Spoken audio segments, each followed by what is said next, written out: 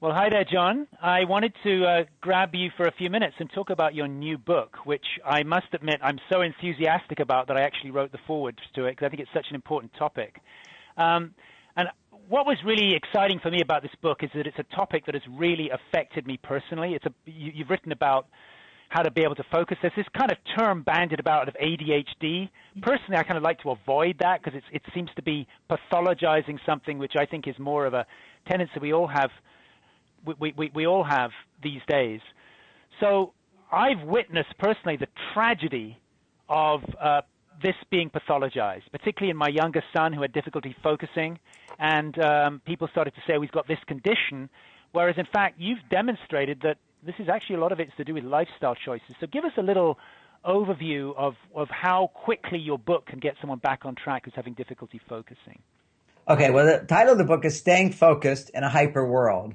And the subtitle is Natural Solutions for ADHD, Memory, and Brain Performance. Now, I have the same sentiment with you with the term ADHD. It's totally misunderstood by everybody, but because it is, I'm addressing that same condition that people call ADHD, but with a whole different perspective. Often people say, would you think ADHD is real? My first answer is, if you mean, do I think we should be giving medicine for it? No. It's not a disease. And even the DEA wants to have them stop saying that this is a disease and needs drugs. They're trying to stop the drugs as well.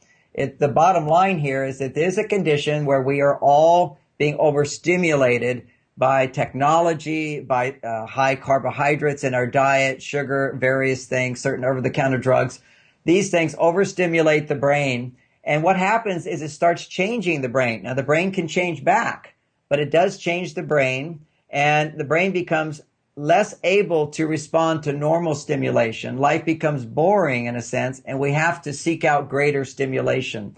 So to avoid boredom, some people don't feel the boredom because they're always looking for that stimulation. They're looking for their next email. They're looking for their next text message. They're constantly being stimulated in ways that people never were so overstimulated. Now, children even are being born this way because mothers were overstimulated or they had high blood sugar in the womb. And the condition is real. We shouldn't be giving medicine for it, but there's natural solutions for this, lifestyle changes that can reverse it back to a brain which is able to relax, able to be introspective, able to appreciate intimacy, isn't always rushing around or feeling overwhelmed. This condition, ADHD, has been linked to dopamine function in the brain. Now, dopamine gives us motivation, it gives us pleasure, it gives us focus. This is an interest. So we're interested in something, dopamine goes up. So my favorite phrase for it is inhibited dopamine function. And it doesn't just show up in the classic ADHD symptoms, but in all areas. Wherever your natural tendencies are, they become hyper tendencies. So for kids that are naturally active, more active than others, they become hyperactive. That would be a bold temperament. Kids who are like more creative and expressive, talented in those certain ways of expression, they tend to become very disorganized, scattered, they lose things, and that's called hyper distracted. They can't stay focused, or they tend to procrastinate, wait to the last minute, and then they finish up. So they get excited about things and drop them. So these things all have consequences in our relationships today. Then there's, but that's just two of the symptoms, which are classically ADHD type symptoms: hyperactive, hyper-distracted. But there's also sensitive temperaments. Some people just have greater sensitivity. They tend to be more loving, more giving, more sharing, and more self-aware of what's going on inside of them. They're more considerate of others. And they easily get hurt when other people are not as considerate of them because they assume, well, if you love me, you would do this for me. Take that natural sensitivity, which in itself will have challenges in life, make it a hypersensitivity, and now you have somebody with mood disorder where they tend to become depressed or they have mood swings. You take another natural temperament, which is a more responsible child, more responsible adult, easy as you go, one step at a time, that sort of thing. They like to create order and structure. Well, if you add hyper to that, what you get is obsessive compulsive disorder, hyper perfectionist, hyper resistant to change. You know, you say to them, let's do this. Oh, no, we can't do that because of this. They impulsively resist. The active child impulsively takes risks. The creative child impulsively has thoughts and reactions and makes decisions quickly. And the sensitive one impulsively has automatic emotional responses to things. And later they go, I didn't mean to say that. So this is a phenomenon which is occurring. I've talked about the 15 causes of it in the last 30 years, new aspects of our lives that have been introduced. I mentioned a couple of them.